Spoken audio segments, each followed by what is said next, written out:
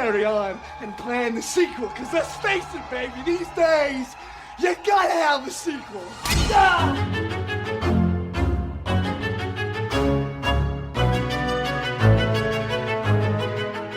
And welcome back to Micro Queers. It's your bi-weekly queer horror short roundup, and I'm Joe. And I'm Trace, and this week we are discussing João Dal Stella's Steam. Joe, we are re-entering the world of gay bathhouse horror. I know. Yeah, second time's the charm. I actually quite liked this one. I did as well. Yeah, it's a fairly sparse logline. So it's a gay couple goes to a bathhouse for a cheat night, unaware that a killer lurks behind the steam. And I would actually argue this is one where the killer isn't really the focus of it. It's actually the center relationship between our one protagonist and one asshole. Yeah, just getting it out of the way right off the top, folks. If you are in an open couple and one person is pushing for like an open cheat night or like some kind of dates with other people, it's like you really need to set up the ground rules better than this couple do, because clearly our protagonist is not into it. Yeah, and this is something where, I mean, because I know people have a lot of opinions about open relationships and stuff, and it's just one of those things where it's like, okay, based on what we are seeing in this 15-minute short, you know, it's not that long. We don't have a lot of time to see like what their establishment of their relationship is, but watching it, it's like, okay, clearly the one guy, Mr.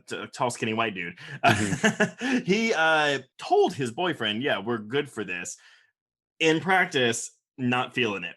Yeah. And that is something that can very much happen. And it is up to the other partner, when that happens, if that happens, to be understanding and say, you know what, that's right. We don't have to do this right now, because the way that this relationship played to me was like the worst things you hear about open relationships, where it's like, okay, I feel like they're doing it to like save their relationship almost, which is not a reason to open up your relationship. Yeah, I mean, the reason that people do this kind of stuff is because they're looking to expand their sexual horizons. Like they're both interested in the idea of livening up their sexual livelihood. In this case, it absolutely seems like the partner, I think his name is Juan, mostly just wants to fuck other people, which is like, that's when you break up, folks, or you have a really candid conversation like, we're going to open it up, but I'm going to go off and do my own thing. Well, it's also because they call it cheat night, which to me immediately was a red flag, because here's the thing. When you're open, and I'm not like an expert on there's no rules. Like, you know, you make up your own rules when you're doing this. Tell me everything. Yeah. But like, I just feel like calling it a cheat night sets it up for disappointment, because cheat automatically has a negative connotation. And whether you are open in the sense that, oh, you bring in other people and you only play together, or if you go your separate ways and do sleep with other people, if you're in an open relationship, it's not cheating. Cheating implies you're going against the rules that are set. And that was, I mean, again, like, I don't think that's a fault of the film. That's very much like what these characters are doing here. And I really like that it did that. Like, it, I mean, I'm of two minds as to whether the film, the writer, thinks that open relationships are a good idea, but I don't think that this film necessarily presents it in a bad light. It's just that this particular relationship probably doesn't need to be open. It needs to be over. And well, technically is, because they're both dead by the end of the short. But I think my only issue with this kind of stuff, and it's not the fault of the short, it's part of the larger mainstream way that queer life can sometimes be cataloged. I worry that straight people watch this and get this impression that, oh, this is what gay lifestyles are like. It was much more of an issue when I very much was dealing with my own internalized homophobia. And as I've said numerous times on the podcast, I was cheated on. So like the idea of like couples forcing each other into things because one person secretly wants to just fuck other people does hit me a little bit close to home. I think that's fair. I mean, again, the second the guy is like, I don't think I can do this, and his partner's response is anger, like, yeah, you promised me, we talked about this, and you promised me, you're like, oh. So I guess just for larger, you know, the way that people look at this, they might say like, oh wow, what, like, why do gay couples do this kind of thing, which I don't always love.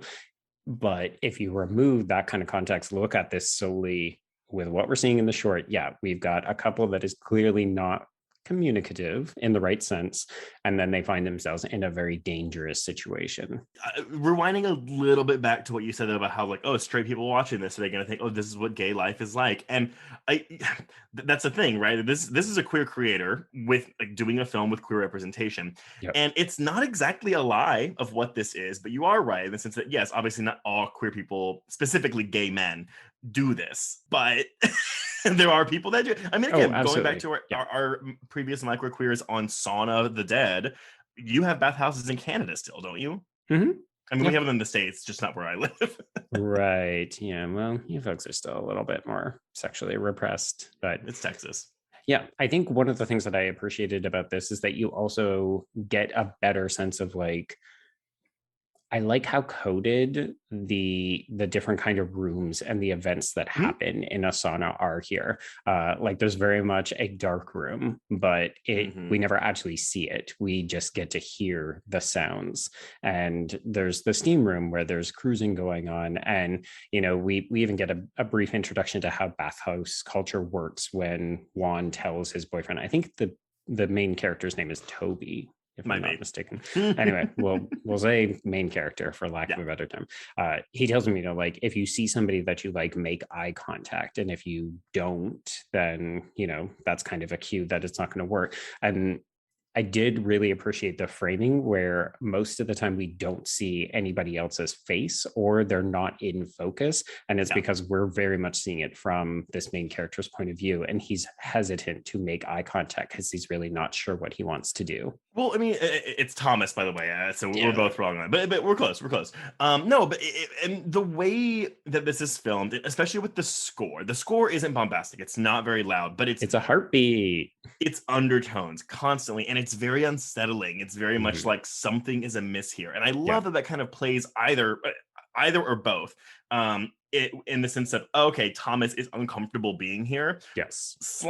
/ there's also people getting murdered here. I do want to know why Juan has been here before and hasn't been murdered, but you know, details. I mean, maybe it's like if you come on a certain night or I mean, well, actually, no, I can answer you that because he came before the killer was working there, because remember, she makes a point of saying that she hadn't seen him before. Yes. And speaking of, though, by the way, only credited as receptionist, but like this is a fun character. And yes, I love everything about this receptionist. And I actually wanted more from her, especially once we get the ending we do. And this is a rare short that we have where I was like, that's it. Like, let's keep going, movie.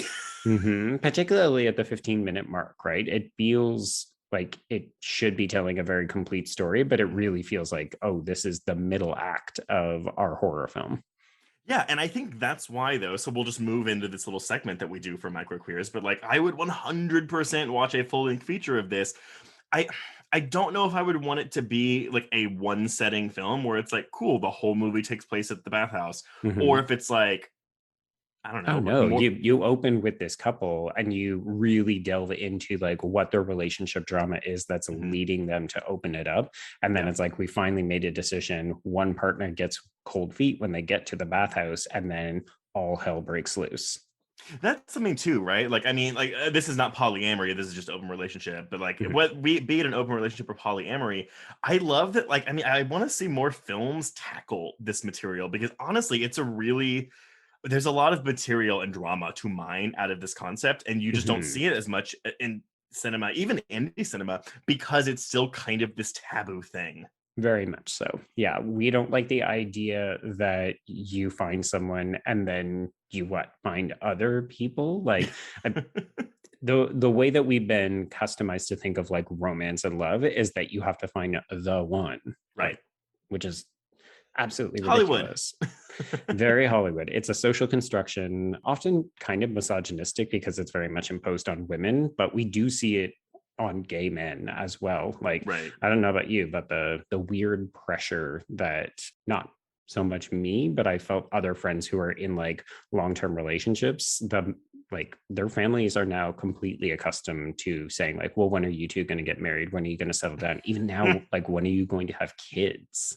No. I'm sorry. Don't force that shit on us. That's straight shit. Is that not the one like right that we are awarded as being queer people? Like, no, stop asking me about kids. Or it's my choice. Like, it's always people's choices. Why do we force these things on people? So Right. yeah, not a fan. Sure. But what about you though? So would you watch a feature-length version of this? Yes, if only because I'm a little more cool on the ending than you are. I like that it's not a twist as to who the killer is, because Yeah. if you pay attention to her nails, they're demon claws. So I was like, oh, okay, clearly she's a villain from the moment they enter. Ooh. Do we keep it like in the realm of the real, and do we make her like, oh, it's like a drag queen, like dressed up, or is it like this is a demon in drag form? I love it.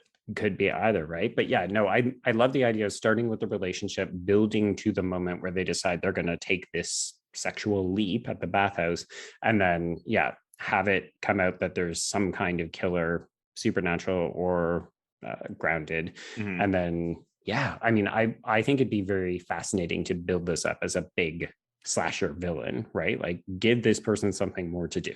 Well, I think we are in luck, though. I mean, again, I don't. There isn't one being made, but João has turned this script of this short into a feature-length screenplay. It was a finalist at the New York City Horror Film Festival for Best Horror Screenplay, considered one of the top 1% screenplays on WeScreenplay.com. Okay. So it exists. We just have someone make it. And I mean, again, given the content, it's queer, it's violent, it's horror. Like, who knows if it'll happen? But I certainly hope that it does. Well, the time has kind of never been better, considering how popular queer horror is again. Queer horror, it's so hot right now. So hot right now. Well, all right, listeners, let us know what you thought of Steam. Obviously, Joe and I were pretty big fans of it, and let us know what you think of that ending. And also, what would your feature-length version of this film look like? I actually would love to talk to Joe about that soon, because I want to know what his plan is. Send us a script. But all right, well, until our next time, on that note, we can cross out Steam. Yes, and cross out micro queers.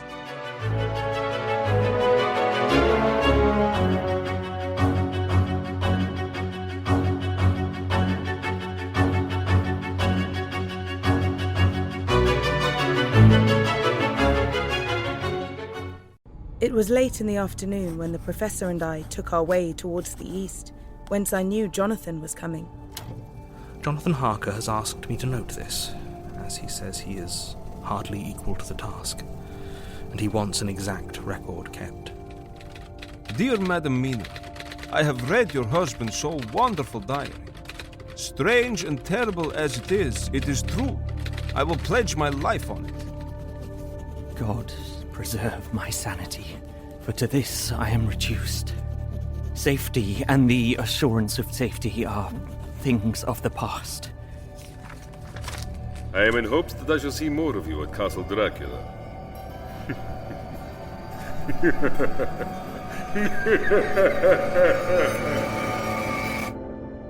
Listen to Regarding Dracula wherever you listen to podcasts, or find us online at bloody.fm.